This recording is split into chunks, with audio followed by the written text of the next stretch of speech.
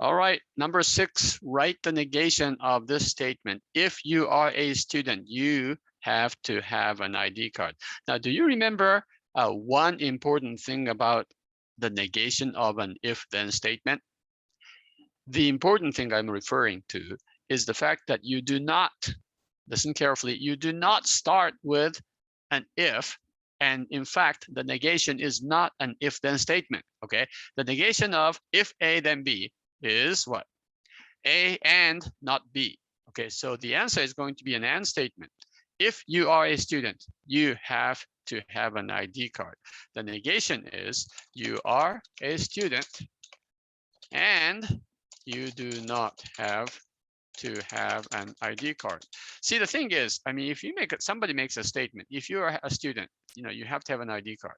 The only way to negate that, or the correct way to negate that statement is, that's interesting because I know somebody who is a student and he or she does not have to have an ID card, right? So that would be an and statement.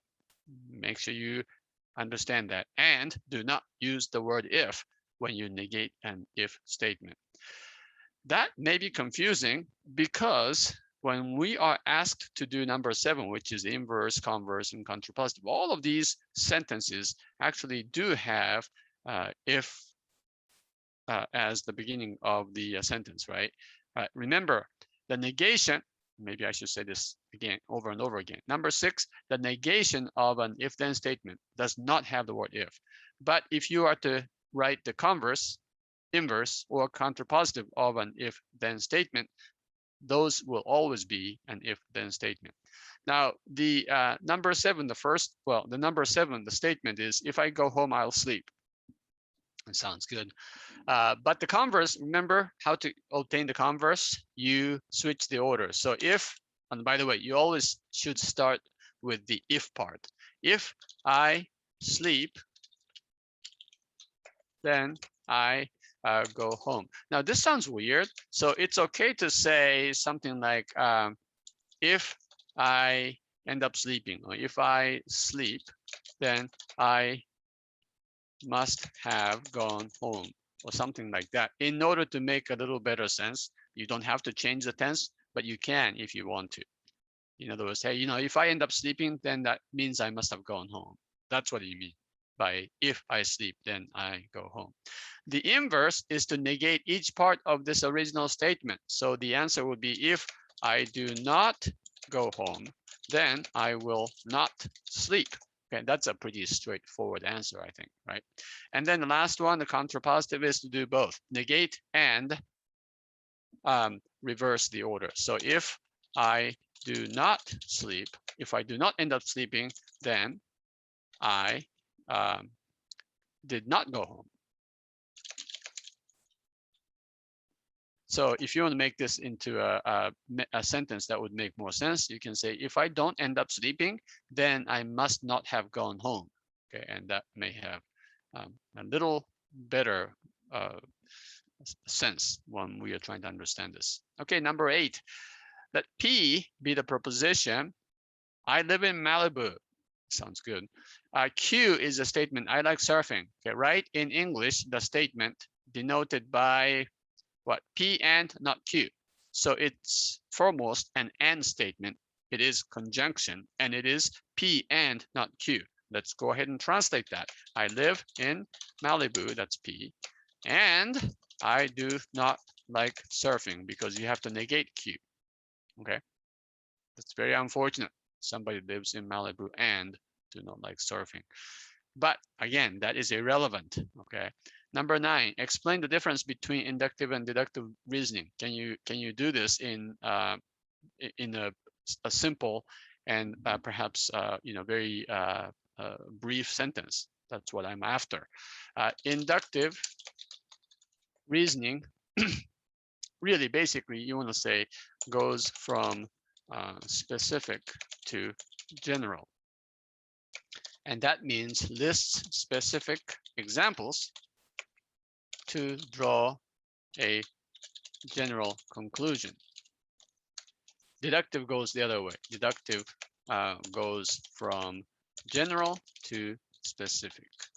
All right, so starts with a a general statement and applies that statement to a specific situation. There are many different ways to write this. Basically, all I'm looking for is for you to say inductive goes from specific to general and deductive goes from general to specific. That would be good enough, actually. All right, number 10, analyze the argument. Is this valid? And explain why. And make sure, by the way, you use a Venn diagram. It is very important. I am very interested in you drawing a Venn diagram to analyze these arguments.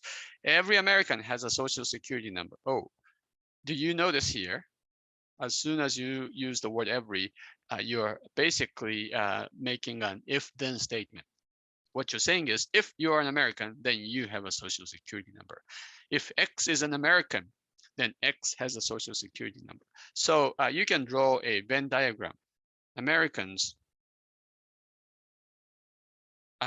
is the inside circle, and those with a social security number is an outside circle. All right, so here, if you are in the inside circle, if you're an American, then you have a social security number. Okay, hopefully this Venn diagram makes sense. Now, the second statement says, I am not an American. So that would put me or I into either here, outside of the American circle. Maybe it's here though, right? We don't know where this person is not an American, because just because you're an outside, just because you are not in the inside circle does not guarantee that you're outside of the outside circle, but that's what the claim is. I don't have a social security number. You can conclude that you're here because you may be over here. Okay, so that's why this is invalid. Now you have to write the word valid or invalid. I cannot emphasize this enough. Part of your answer must be the word valid or invalid. Okay, of course, you can write not valid, but you have to say either valid or invalid. And you have to have a Venn diagram if you are asked to draw one. And in this case, you should explain why this is invalid. So how would you do that? Have you thought about this? You want to say something like this for number 10. This is invalid because it's possible to have a social security number without being an American. What is the statement? Original say every American had there. So without being an American, it is possible to have a social security number. And this happens to be true in reality. Okay, but again, the reality is irrelevant, right? What the real answer here, or the real reason why this is invalid, is not that it is possible to have a social security number without being an American. The real answer is that being outside the inner circle does not imply being outside of the outer circle in this Venn diagram. Okay, so that is that. And in fact, this is called the fallacy, which fallacy is that you are denying that you are inside of the inner circle. And so this will be the fallacy of the inverse. Okay. See, the original statement is if American, then Social Security. And you're saying if not American, then you don't have a Social Security number. And that's false because you're assuming that the inverse of the original statement is equivalent to the original conditional statement. All right, so that's the first set of 5 questions. And in part 3, we will start with number 11.